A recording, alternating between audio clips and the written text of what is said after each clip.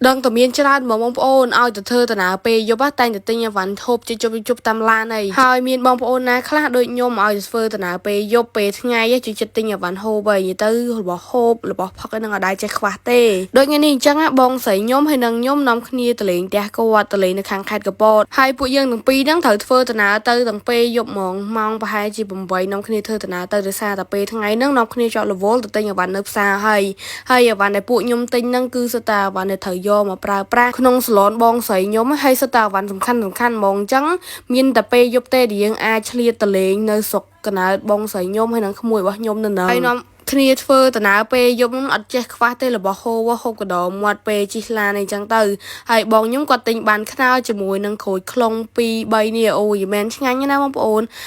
ក្រូចខ្លុងហ្នឹងរៀងផ្អែមដល់គេខ្នោវិញណារសជាតិក៏ឆ្ងាញ់ដែរព្រោះសិតតែ2របស់ហ្នឹងខ្ញុំចូលចិត្តទាំង2ហ្មងហើយសម្រាប់ការធ្វើដំណើរនេះបងស្រីខ្ញុំគាត់ធ្វើដំណើរតាមផ្លូវលឿនដោយសារតើឆាប់ដល់ផ្ទះព្រោះពីកំពេញទៅកពតបើយើងជិះតាមផ្លូវធម្មតាវាអាចចំណាយពេល1ម៉ោងទៅ2ម៉ោងអញ្ចឹងទៅបើយើងជិះតាមផ្លូវលឿនជិះប្រហែលជាកន្លះម៉ោងទៅ1ម៉ោងឲ្យដល់ហើយអញ្ចឹងយើងចំណេញ2វេលាហើយនេះក៏ជាលើកទី1របស់ខ្ញុំដែរបងប្អូនដែលជិះនៅលើផ្លូវលឿនណាខ្ញុំមិនដែរជិះទេខ្ញុំធ្លាប់តែជិះលើផ្លូវជាតិយើងធម្មតាតែពេលជិះផ្លូវលឿនហ្នឹងមានអារម្មណ៍ថា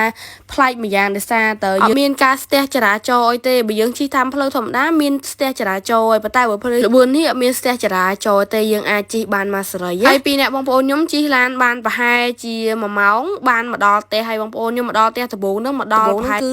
ចាប់ឆ្កែចាប់អីលេងដើរមើលតំណាំតាមផ្ទះអញ្ចឹងទៅព្រោះថាពេលយប់យើងអាចមើលឃើញទេហើយគីគីនេះក៏មកស្វាគមន៍ខ្ញុំដែរហើយមកដល់ផ្ទះបងស្រីខ្ញុំហ្នឹងប្រហែលជាម៉ោង9កន្លះអីមកដល់នឹងឯងហើយកាត់ពេលមកដល់ពេលព្រឹកគឺមានការស្វាគមន៍ពីគីគីម្ដងទៀតហើយងើបពីដេកដើរមើលទេសភាពជុំវិញផ្ទះស្អាតមែនតើបងប្អូនសិតតែភ្នំហ្មងជុំវិញហ្នឹងហើយខ្ញុំបើថាខ្ញុំនៅស្រុកកណើតរបស់ខ្ញុំវិញនៅជិតជើងភ្នំដូចគ្នាក៏ថាឆ្ងាយមិនអាចមើលឃើញភ្នំចឹងទេប៉ុន្តែនេះគឺឈើងភ្នំហ្នឹងហ្មងនិយាយទៅខ្ញុំធ្លាប់មកម្ដងហើយនៅពីតូចតែចង់មកម្ដងទៀតđểឃើញទស្សនភាពមួយនេះស្អាតខ្លាំងមែនតើហ្មងហើយពេលព្រឹកនេះងើបរៀងលឿនដែរប្រសាប្លែកកន្លែងដេកយោងើបប្រហែលជាម៉ោង5ហ្នឹងហើយមើលដើរមើលគេមើលឯងតាមភូមិហើយមើលតំណាំតាមផ្ទះក៏មានដូចជាផ្កាផ្លែ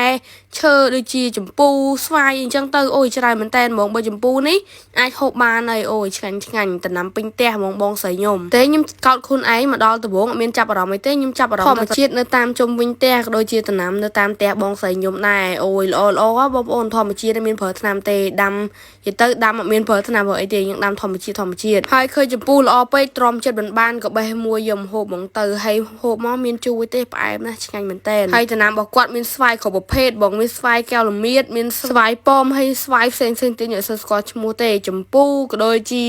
កពេញរាជដែរបើកពេញរាជហ្នឹងអត់តន់ទុំទេបើថាទុំហ្នឹងខ្ញុំបេះប្រហែលបេះមុនគេហើយព្រោះបោះពីដើមមកហើយបើសួរថាខ្ញុំចូលចិត្តទេទិភាពមួយនេះអត់ច្បាស់ណាស់ថាចូលចិត្ត 100% ហ្មងខ្ញុំចិត្តធម្មជាតិហ្នឹងកលិចទៅណាក៏ឃើញធម្មជាតិឃើញដើមឈើពណ៌ខៀវស្ងាត់អីចឹងទៅ